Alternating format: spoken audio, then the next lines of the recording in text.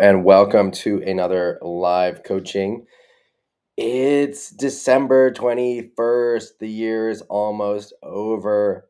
Christmas is around the corner. It went by quickly. If you are looking for something to level up your windsurfing at the beginning of the year, start your year off strong, consider coming to our Cape Town Masterclass. I'll post the link in the chat.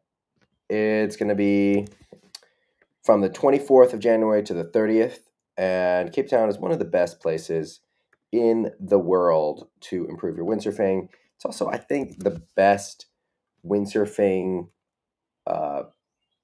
lifestyle balance place in the world. Beautiful, beautiful, beautiful place. Wonderful food, culture, people. So I cannot recommend it enough. Putting the link in the chat. So if you want to join, check that out. If you're looking to level up your windsurfing in other ways, check out windsurfingmasterclass.com. And you can check out the loop course, tack course, mindset course. We've got a bunch of courses up on the platform at the moment. If you know anyone that would benefit, don't keep it a secret. Help them out and share those links. All right, everyone, let's get into it. Today is windy. I don't know if you guys can see.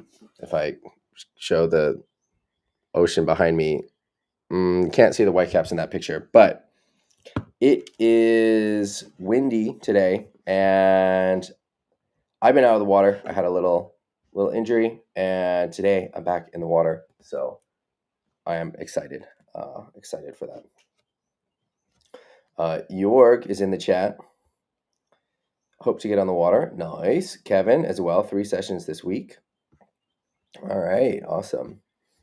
All right. I'm going to load up the Facebook group and just get to it. We've got a little Christmas poem from Ragnar. Christmas Eve is coming fast. Joy is in the air. 2 little elves went windsurfing, dancing everywhere. Jingle bells, elves upon the sea. Santa's work is done for now. Time to play. Yippee. Let's check out this video.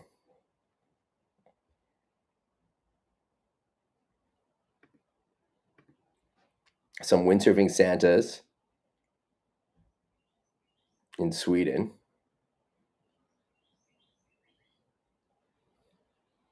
Funny. Looks cold. Cold but fun. All right. Next up, we've got there's an apnea course. Kevin in New Zealand. Let's make this bigger.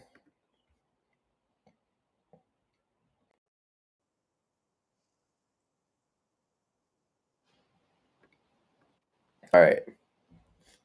So getting out through the white waters.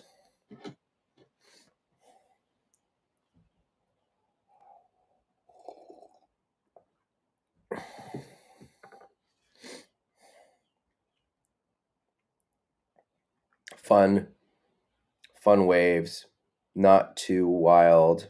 Ooh, going for a high five there. Let's rewind that. So, Kevin, we've been talking a lot about going for high five sections, looking for those corner pockets to hit. And here you're getting right up in it. I want to see a little bit more contact though. All right, there's more right than wrong here. And we can see the sail coming around. But I want to see you place your board. Let's get freeze frame. So right now you're aiming just a tad under the lip, just a little bit under. I want to see you hitting this section of the lip rather than this section of the lip. So just a little bit higher. So then your board would make contact with this section that's breaking on your knees. And so then your board would hit this section and that would give you projection. So just micro adjustments for where we are aiming. On these whitewater turns as well, I want to really see that bottom of that board presented to the whitewater, so it's getting that contact and the turnaround from the whitewater. Again, there's more than wrong here. You know, we're fine tuning. Um, don't be, but we're always trying to get better. Same thing here. So aiming low. So we want to be aiming higher. So you want to be aiming for this section right here. Right? This little curl is where you want to put your board. Instead of aiming for the bottom there, you want to aim for that top whitewater, top of the wave in the curl. You are good enough. You can hit those sections. This wave looks like it doesn't have a lot of consequence on days like this. Ooh, here we're coming higher up. There we go. Yeah, that's what I like to see. Look, so this is exactly what we were just talking about. It's like you heard me. So yeah, aiming higher. Boom. Okay, so this is something changed between those first waves and this one. What do you think? What do you think changed? Because here you are doing exactly what I said you should be doing on those other waves. Looks like you're putting the fine tuning in place. All right, let's see. And you know, when you're improving isn't linear. You know, it's a jagged up and down, and sometimes it'll work, sometimes it won't work. And so when you're watching footage of yourself and you make it work, ooh, I like that one, make it work one time out of 10, don't be too discouraged. It's just about getting in more reps, and that becomes 2 out of 10, 3 out of 10, 4 out of 10. Here, could maybe aim a little higher. It's hard to say. I like this a lot. I like that a lot. Like you can see the projection that you get, right? Like how it pushes you out in front of the white water, the spray that's thrown. Boom! Look at that. So you could aim a tiny bit higher, but this is still what we're talking about. Where you're getting that lip contact, you're getting that um, projection. Sorry, you're getting that projection. All right. What are you guys saying in the chat? Who have we got in the chat? We've got Greg in the chat. Merry Christmas. We've got Christoph as well. In rainy Santa Cruz. Ragnar. Kevin. Working on the fine tuning. Greg says he had a surprise dusk session sneak in with rare side off winds. Nice. Eric. Been working on his flockas.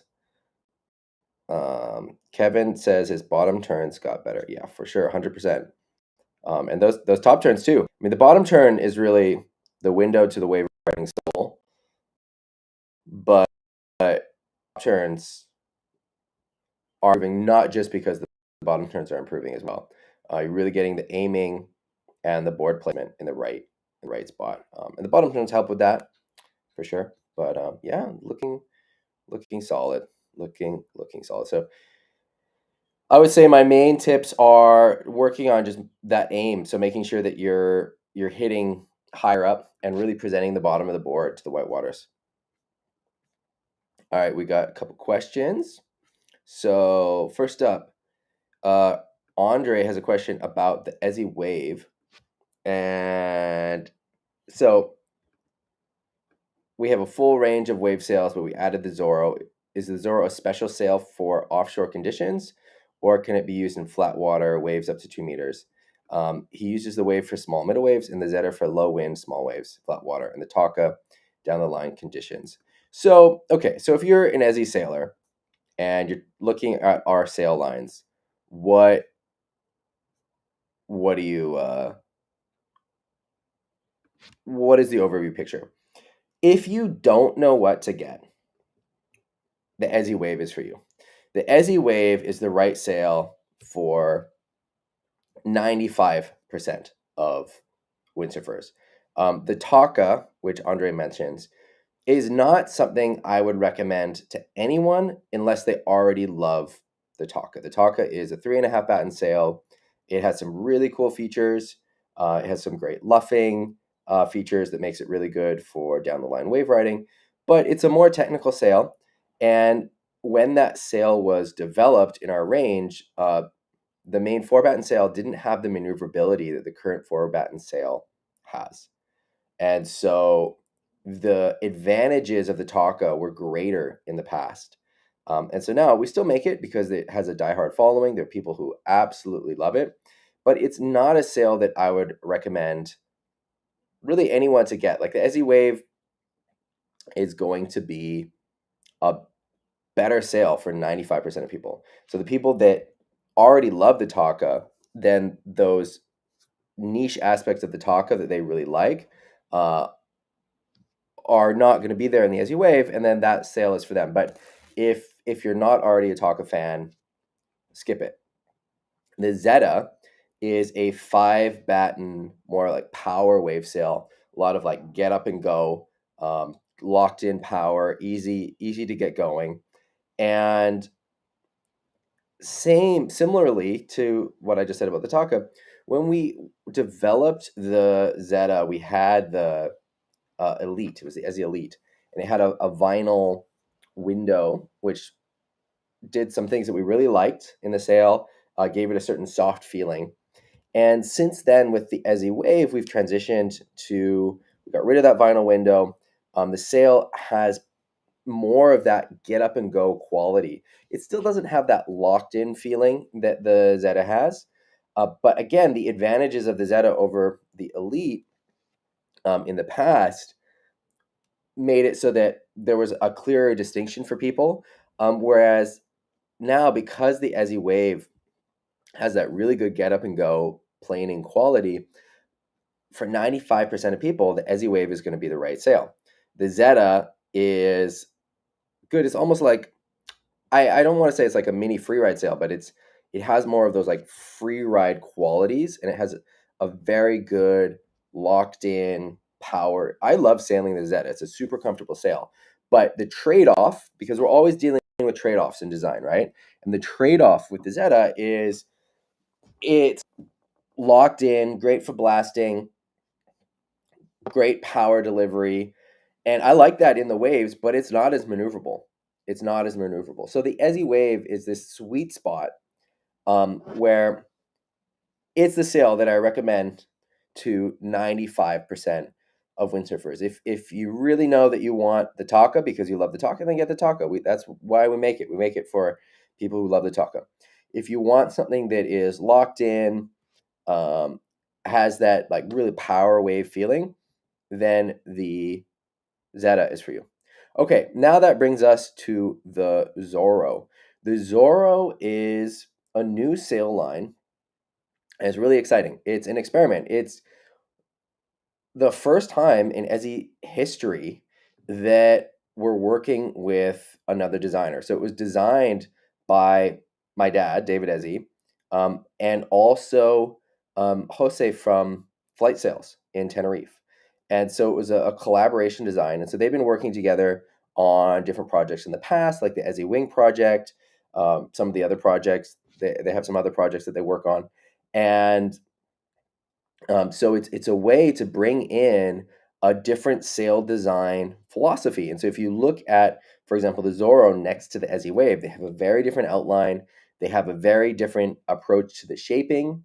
The sails are they feel surprisingly similar given how different they look. I mean, they feel different from each other, but just they look so different. They look so different from each other, and so, what does that mean? So, the Zorro is designed in Tenerife. So, it for people who are sailing in onshore conditions like are common in Europe, smaller wave conditions, the Zorro is designed for those conditions. Now, the Ezzy Wave is also a sail that feels really good in those conditions, but the Zorro would be something that I would recommend to those people. Also, as he sails, my dad has his own way, his own design philosophy for how to create shape and function in the sails. And for someone that is coming from another sail brand, it's there's some adjustment period. I mean, we can ask. So Joe, for example, was on Goya's. He tried my sails on one of the master classes. He liked them. He got a quiver of sails for 2026. Joe's in the chat. Merry Christmas, Joe. and Joe has been riding those sails. I wonder, Joe, what was the adjustment period like? Let us know if you're in the chat. What was the adjustment period like? But the point I'm making is that there is a bit of an adjustment period, whereas the Zorro is going to have a lot less of that. It's going to feel more similar to some of the other sails um, from other designers because the design philosophy is closer to that kind of design philosophy of how the shape is put in the sail. Whereas my dad has come up with really his own methods for it. And so that's why the Ezzy sails have their own feeling, which some people have sort of like a love hate relationship with. And so we have our diehard fans, and then there are people who don't like them, which I don't see a problem with. I think having polarizing feelings is actually a good thing. And so the Zorro gets that Ezzy quality. With like my dad is obsessed with quality. Like our sails are built in our own sail loft, which is not true of any of the other brands, and except for Gastra. Gastra has their own loft. Only us and Gastra. And my dad built the loft to produce high quality sails, and so it's designed around making windsurfing sails with all the different checks and balances in that process, the system of processes. Anyway, so the Zorro has that quality, but it has, at the most like fundamental level, a different philosophy of the design, and so it's something that is exciting for us to have in the line because it's yeah, it's just this different offering, and I would recommend it for two kinds of people. I'd recommend it for are onshore, more onshore windsurfing, and then also someone that's coming from another sail line. They're scared of having too much of a different feeling with the Ezzy sails, but they want to have that Ezzy quality. And then the Zorro is for them. All right, let's get on, Joe. If you're in the chat still, let us know. All right, speak of the devil, we got a question from Joe. He had 3 incidents where his rig disconnected with the board while duck diving in big surf. First time, he thought he maybe hadn't checked the button. Second time, he was sure he had checked it and thought he should change something. Um, can't have it happen again. He's running the Chinook, UJ, and carbon extension on a Europin. The video shows how much play there is.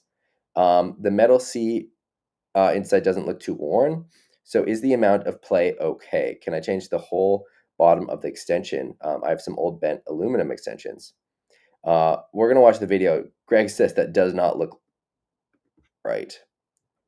All right, let's watch it.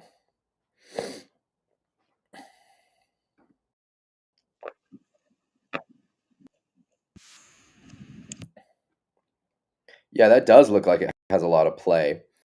I don't know if that's the reason that it's popping out, but that does look like there's a lot of play going on there. I wonder if you can get a look inside and see what's going on. I wonder if there's a piece missing. People think I'm crazy because I use a US cup system on my base. And the reason that I use that is because I've seen so many pins fail. I know everyone uses the pins. And so it's also a problem of probabilities because everyone's using the pins. So then the failures that happen are going to be on the pins because that's what everyone's using. And it's not like the US joints never fail. But I do feel like they are more secure for stuff like this. Anyway, my little 2 cents there. That I would try to get a look inside there and see what's going on with the inside of it because it seems like there's maybe a piece missing. I don't know. That seems like a weird amount of play, especially because these are all Chinook, right? This is Chinook and this is Chinook. They should fit together beautifully with no play. I don't know. That looks weird. Sorry, Joe, that is happening to you.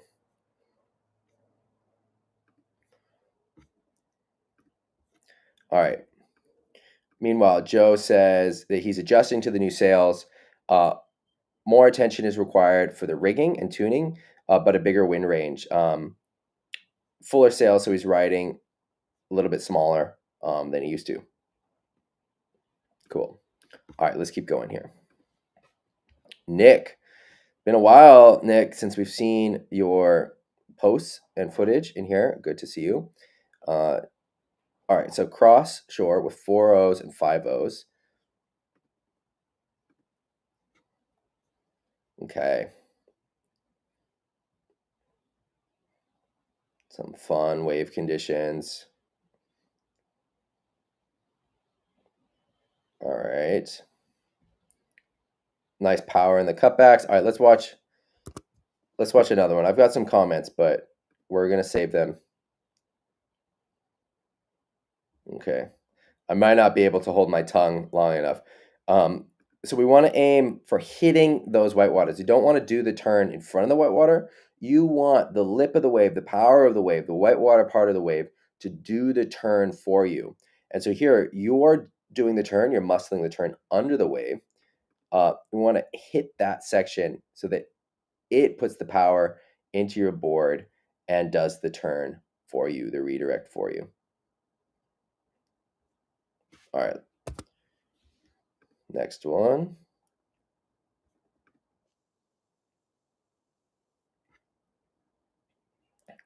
Ooh, okay, there we're seeing more hitting the lip. Yeah, look at that. So here, this is a high five. There's something a little bit awkward in your body position, but you can see the magic of the high five is that you get that position and everything just kind of works. I love that one. This is a great hit. This is something to do more of. You could aim higher, right? I love how you're getting the board angle. This is exactly what we should be doing. You could aim higher. So you could aim for this part of the wave rather than this lower part of the wave, right? You want to be aiming for the top corner of the wave. But this board angle, that's all getting low in the with the butt low, all of that. Great work getting the board in the high five position. You could aim higher on the wave, but this is a success. All right, let's watch next one.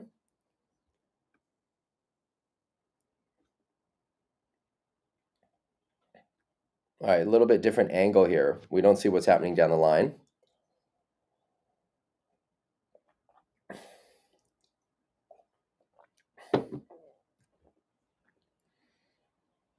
Yeah, lots of energy in the turns. I like that. Okay, so hitting whitewater, hitting the whitewater, getting that board in the high five, higher up on the wave is important. The other important thing, Nick, that will make a big difference is getting your upper body bent at the hips and leaned over the center line of the board. You're very upright, so you don't have a lot of hip bend and you're very up and down over the board. What we want is that we're leaning over the center line of the board, you're sticking your butt back, and you're getting that upper body leaned forward. Upper body lean forward. So you're getting hinge at the hips and leaning forward. This is huge, and this will make a big, big difference for your riding. It's something that comes up in the master classes. It's one of the biggest things to integrate into your wave riding. It's very difficult to do, but once you get it, it makes a huge difference. And the ability to then carve, be on the rail, get everything over. So those are my main points. The bottom turn, getting that upper body leaned over, hinged at the hips, sticking the butt out, turning the butt to the beach, getting leaned over. It's going to make a big difference for you. All right. We've got a comment from Kev saying that he had a Chinook base that separated from a Severin extension. He can't remember how the play was, but it spooked him, and he went back to not mixing brands. Interesting. All right. We got a post from Joe. Cornwall has been firing. Got his new Ezzy sails and some side off conditions. All right, let's make this big. I love these stormy looking conditions.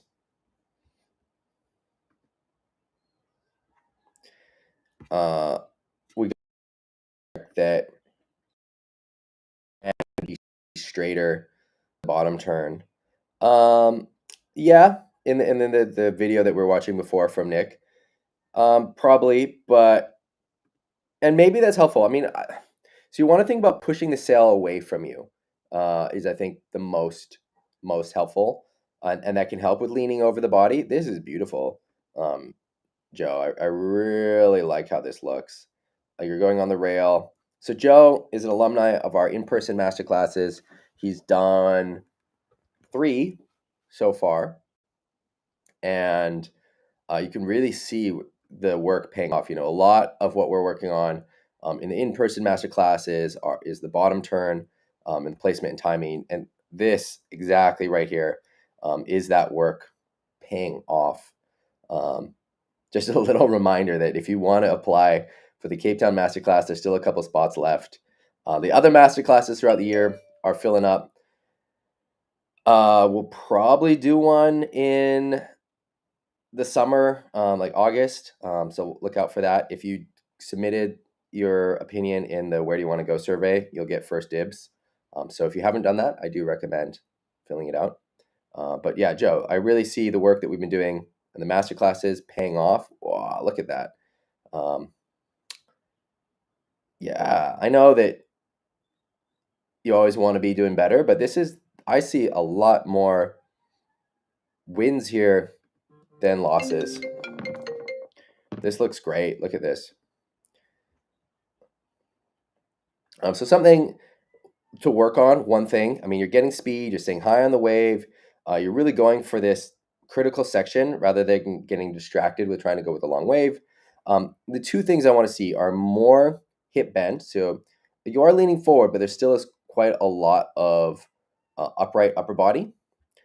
And then the sail is moving back, looking around the mast. I want the sail to be pushed more forward and looking either through the sail or around the sail. So in offshore conditions like this, you're going to be looking more through the sail than around the clew, but you don't want to be looking in front of the mast. But this is beautiful.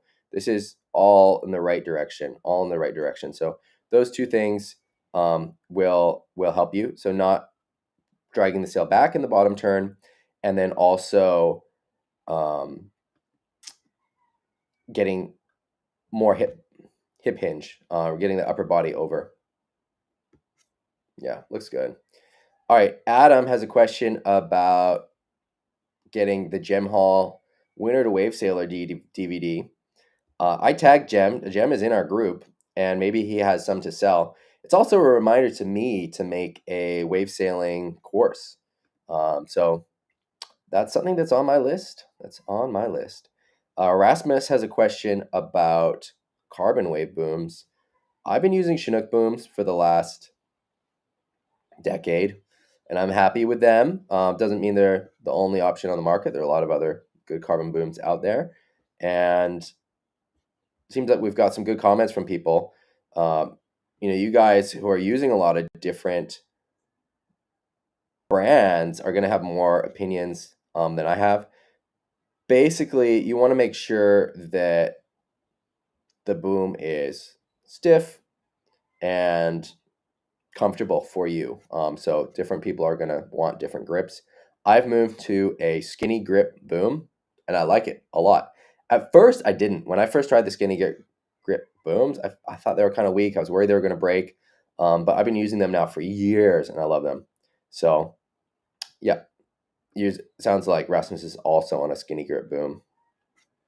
All right. Here's a video of my son. And yeah, we've been windsurfing. This is like his 5th time windsurfing. And I want to document more of it because I think we've stumbled upon a really good method for kids learning. And it's very hands off. There's a lot of just demonstrating and then letting him figure it out. A lot of going with other kids. There's no pushing. Like he'll go, and if he doesn't want to go, he'll play in the sand. And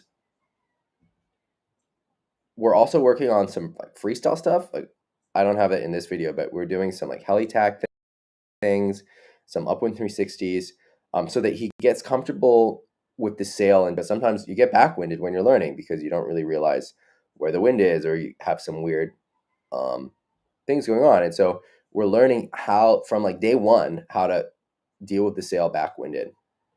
Something I really recommend are these sails are amazing. They're super lightweight, the Ezzy sails.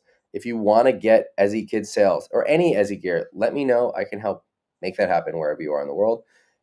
And then these boards, really thin. Board is a discontinued starboard model for kids learning, and it's so much better than the really thick, chunky ones that I see other kids trying to learn on. So this is the Star Surfer. If you have kids, try to find one of these secondhand. All right, this was a question from last week, and it's when do you change your gear? How often do you get new gear? Some people are on 20-year-old gear. Some people change every year. Interesting to read what people say. I always love reading the comments when we do questions like this, so look out for the next one. I'll do one later today. All right, we're caught up on the posts in the group. Just a reminder that the Cape Town Masterclass is happening. All the other Masterclasses next year are planned farther in advance. This one is a little bit shorter notice, which also means that if you want to get on it, you should apply now. And there's the link. I already posted it in the group. There it is, but there should be a comment of it as well on the Facebook, or if you go to the if you go to the Facebook group, it's right in there. And then if you're interested in other master classes for next year, a lot of them are, well, not a lot, but the two main ones are more or less already full, but you can apply for the wait list. And if you are interested in some of the other summer courses, check them out. But put it here, like Gran Canaria or Tenerife. Madagascar would be amazing. It seems like the political uncertainty this year makes that not possible. Again, if you know someone that wants to improve their windsurfing, improve their fast tacks, like the easiest way to improve your wave sailing is to improve your fast tack. And if you know someone that can't fast tack, send them this course. You can even gift it for Christmas. All right, I'm going to sign off. That's everything. It's windy today. Again, I don't know if you guys can see the white water or the white caps, but there's some wind. So I am going to get my stuff together to get on the water. I've been out of the water for like 2 weeks. So I'm very excited to get in the water again. All right, everyone. I will see you next week, Sunday, for the last live stream of the year.